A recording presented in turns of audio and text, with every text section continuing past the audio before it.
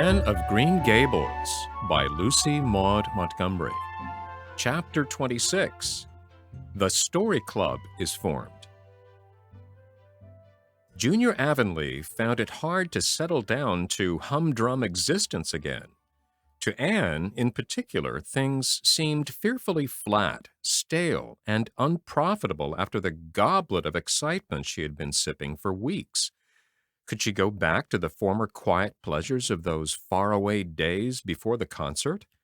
At first, as she told Diana, she did not really think she could. "I'm positively certain, Diana, that life can never be quite the same as it was in those olden days," she said mournfully, as if referring to a period of at least 50 years back. "Perhaps after a while I'll get used to it, but I'm afraid concerts spoil people for everyday life. I suppose that's why Marilla disapproves of them. Marilla is such a sensible woman. It must be a great deal better to be sensible. But still, I don't believe I'd really want to be a sensible person, because they are so unromantic. Mrs. Lynde says there's no danger of my ever being one, but you can never tell. I feel just now that I may grow up to be sensible yet, but perhaps that it's only because I'm tired. I simply couldn't sleep last night for ever so long. I just lay awake and imagined the concert over and over again. That's one splendid thing about such affairs. It's so lovely to look back to them." Eventually, however, Avonlea's school slipped back into its old groove and took up its old interests. To be sure, the concert left traces. Ruby Gillis and Emma White, who had quarreled over a point of precedence in their platform seats, no longer sat at the same desk, and a promising friendship of 3 years was broken up. Josie Pye and Julia Bell did not speak for 3 months because Josie Pye had told Bessie Wright that Julia Bell's bow, when she got up to recite, made her think of a chicken jerking its head, and Bessie told Julia. None of the Sloanes would have any dealings with the Bells, because the Bells had declared that the Sloanes had too much to do in the program, and the Sloanes had retorted that the Bells were not capable of doing the little they had to do properly. Finally, Charlie Sloane fought Moody Spurgeon McPherson because Moody Spurgeon had said that Anne Shirley put on airs about her recitations, and Moody Spurgeon was licked. Consequently, Moody Spurgeon's sister Ella May would not speak to Anne Shirley all the rest of the winter. With the exception of these trifling frictions, work in Miss Stacy's little kingdom went on with regularity and smoothness. The winter weeks slipped by. It was an unusually mild winter with so little snow that Anne and Diana could go to school nearly every day by way of the birch path. On Anne's birthday, they were tripping lightly down it, keeping eyes and ears alert amid all their chatter, for Miss Stacy had told them that they must soon write a composition on a winter's walk in the woods, and it behooved them to be observant. "Just think, Diana, I'm 13 years old today," remarked Anne in an awed voice. "I can scarcely realize that I'm in my teens. When I woke this morning, it seemed to me that everything must be different. You've been 13 for a month, so I suppose it doesn't seem such a novelty to you as it does to me. It makes life seem so much more interesting. In 2 more years, I'll be really grown up. It's a great comfort to think that I'll be able to use big words then without being laughed at." "Ruby Gillis says she means to have a beau as soon as she's 15, said Diana. "Ruby Gillis thinks of nothing but beaux," said Anne disdainfully. "She's actually delighted when anyone writes her name up in a take notice, for all she pretends to be so mad. But I'm afraid that is an uncharitable speech. Mrs. Allen says we should never make uncharitable speeches, but they do slip out so often before you think, don't they? I simply can't talk about Josie Pye without making an uncharitable speech, so I never mention her at all. You may have noticed that. I'm trying to be as much like Mrs. Allen as I possibly can, for I think she's perfect. Mr. Allen thinks so too. Mrs. Lynde says he just worships the ground she treads on, and she doesn't really think it right for a minister to set his affections so much on a mortal being. But then, Diana, even ministers are human and have their besetting sins just like everybody else. I had such an interesting talk with Mrs. Allen about besetting sins last Sunday afternoon. There are just a few things it's proper to talk about on Sundays, and that is one of them. My besetting sin is imagining too much and forgetting my duties. I'm striving very hard to overcome it, and now that I'm really 13, perhaps I'll get on better. In 4 more years, we'll be able to put our hair up, said Diana. Alice Bell is only 16, and she's wearing hers up, but I think that's ridiculous. I shall wait until I'm 17. If I had Alice Bell's crooked nose, said Anne decidedly, I wouldn't. But there, I won't say what I was going to because it was extremely uncharitable. Besides, I was comparing it with my own nose, and that's vanity. I'm afraid I think too much about my nose ever since I heard that compliment about it long ago. It really is a great comfort to me. Oh, Diana, look, there's a rabbit. That's something to remember for our woods composition. I really think the woods are just as lovely in winter as in summer. They're so white and still, as if they were asleep and dreaming pretty dreams. I won't mind writing that composition when its time comes, sighed Diana. I can manage to write about the woods, but the one we're to hand in Monday is terrible. The idea of Miss Stacy telling us to write a story out of our own heads? Why, it's easy as a wink, said Anne. It's easy for you because you have an imagination, retorted Diana. But what would you do if you had been born without one? I suppose you have your composition all done. Anne nodded, trying hard not to look virtuously complacent and failing miserably. I wrote it last Monday evening. It's called The Jealous Rival, or In Death Not Divided. I read it to Marilla, and she said it was stuff and nonsense. Then I read it to Matthew, and he said it was fine. That is the kind of critic I like. It's a sad, sweet story. I just cried like a child while I was writing it.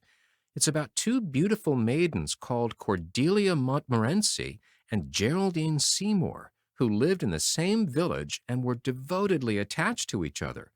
Cordelia was a regal brunette with a coronet of midnight hair and duskly flashing eyes.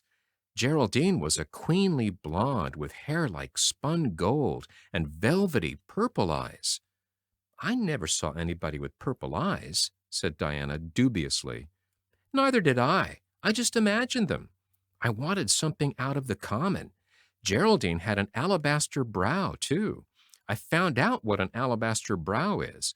That is one of the advantages of being 13. You know so much more than you did when you were only 12. Well, what became of Cordelia and Geraldine? Asked Diana, who was beginning to feel rather interested in their fate. They grew in beauty side by side until they were 16. Then Bertram DeVere came to their native village and fell in love with the fair Geraldine. He saved her life when her horse ran away with her in a carriage, and she fainted in his arms, and he carried her home 3 miles because, you understand, the carriage was all smashed up. I found it rather hard to imagine the proposal because I had no experience to go by. I asked Ruby Gillis if she knew anything about how men proposed, because I thought she'd likely be an authority on the subject, having so many sisters married. Ruby told me she was hid in the hall pantry when Malcolm Andrews proposed to her sister Susan. She said Malcolm told Susan that his dad had given them the farm in his own name, and then said, "What do you say, darling pet, if we get hitched this fall?" And Susan said, "Yes, no, I don't know. Let me see." And there they were, engaged as quick as that. But I didn't think that sort of a proposal was a very romantic one. So, in the end, I had to imagine it out as well as I could. I made it very flowery and poetical, and Bertram went on his knees, although Ruby Gillis says it isn't done nowadays. Geraldine accepted him in a speech a page long. I can tell you I took a lot of trouble with that speech. I rewrote it 5 times, and I look upon it as my masterpiece. Bertram gave her a diamond ring and a ruby necklace and told her they would go to Europe for a wedding tour, for he was immensely wealthy. But then, alas, shadows began to darken over their path. Cordelia was secretly in love with Bertram herself, and when Geraldine told her about the engagement, she was simply furious, especially when she saw the necklace and the diamond ring. All her affection for Geraldine turned to bitter hate, and she vowed that she should never marry Bertram, but she pretended to be Geraldine's friend the same as ever. One evening they were standing on the bridge over a rushing, turbulent stream, and Cordelia, thinking they were alone, pushed Geraldine over the brink with a wild, mocking, "Ha ha ha ha!" But Bertram saw it all, and he at once plunged into the current, exclaiming, "I will save thee, my peerless Geraldine." But alas, he had forgotten he couldn't swim, and they were both drowned, clasped in each other's arms. Their bodies were washed ashore soon afterwards. They were buried in the one grave, and their funeral was most imposing, Diana. It's so much more romantic to end a story up with a funeral than a wedding. As for Cordelia, she went insane with remorse and was shut up in a lunatic asylum. I thought that was a poetical retribution for her crime. How perfectly lovely, sighed Diana, who belonged to Matthew's school of critics. I don't see how you can make up such thrilling things out of your own head, Anne. I wish my imagination was as good as yours. It would be if you'd only cultivate it, said Anne cheeringly. I've just thought of a plan, Diana. Let you and me have a story club all our own and write stories for practice. I'll help you along until you can do them by yourself. You ought to cultivate your imagination, you know. Miss Stacy says so. Only we must take the right way. I told her about the haunted wood, but she said we went the wrong way about it in that. This was how the story club came into existence. It was limited to Diana and Anne at first, but soon it was extended to include Jane Andrews and Ruby Gillis and one or two others who felt that their imaginations needed cultivating. No boys were allowed in it, although Ruby Gillis opined that their admission would make it more exciting, and each member had to produce one story a week. It's extremely interesting, Anne told Marilla. Each girl has to read her story out loud, and then we talk it over. We are going to keep them all sacredly and have them to read to our descendants. We each write under a nom de plume. Mine is Rosamond Montmorency. All the girls do pretty well. Ruby Gillis is rather sentimental. She puts too much love-making into her stories, and you know too much is worse than too little. Jane never puts any because she says it makes her feel so silly when she had to read it out loud. Jane's stories are extremely sensible. Then Diana puts too many murders into hers. She says most of the time she doesn't know what to do with the people, so she kills them off to get rid of them. I mostly always have to tell them what to write about, but that isn't hard, for I've millions of ideas. I think this story writing business is the foolishest yet, scoffed Marilla. You'll get a pack of nonsense into your heads and waste time that should be put on your lessons. Reading stories is bad enough, but writing them is worse. But we're so careful to put a moral spin into them all, Marilla, explained Anne. I insisted upon that. All the good people are rewarded, and all the bad ones are suitably punished. I'm sure that must have a wholesome effect. The moral is the great thing. Mr. Allen says so. I read one of my stories to him and Mrs. Allen, and they both agreed that the moral was excellent, only they laughed in the wrong places. I like it better when people cry. Jane and Ruby almost always cry when I come to the pathetic parts. Diana wrote her Aunt Josephine about our club, and her Aunt Josephine wrote back that we were to send her some of our stories. So we copied out 4 of our very best and sent them. Miss Josephine Barry wrote back that she had never read anything so amusing in her life. That kind of puzzled us because the stories were all very pathetic and almost everybody died. But I'm glad Miss Barry liked them. It shows our club is doing some good in the world. Mrs. Allen says that ought to be our object in everything. I do really try to make it my object, but I forget so often when I'm having fun. I hope I shall be a little like Mrs. Allen when I grow up. Do you think there's any prospect of it, Marilla? I shouldn't say there was a great deal, was Marilla's encouraging answer. I'm sure Mrs. Allen was never such a silly, forgetful little girl as you are. No, but she wasn't always so good as she is now, either, said Anne seriously. She told me so herself. That is, she said she was a dreadful mischief when she was a girl and was always getting into scrapes. I felt so encouraged when I heard that.